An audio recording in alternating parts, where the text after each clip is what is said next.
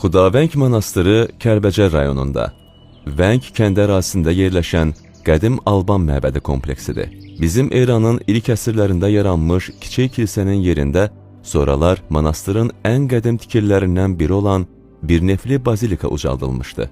Monastırın əsası 6-7-ci əsrlərdə qoyulmuşdu.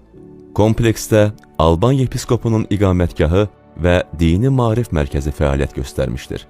13-cü əsrdə monastır yenilənmiş, əlavə tikililər inşa edilmişdir.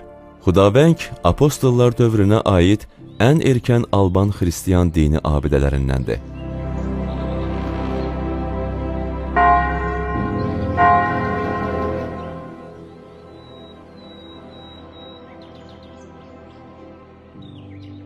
Xudavəng monastırına dini və dünyəvi xarakter daşıyan ondan çox tikililər daxildir. Həmin tikililər müxtəlif tarixi dövrlərdə müxtəlif şəxslərin sifarişi və himayəsi ilə inşa edilmişdir.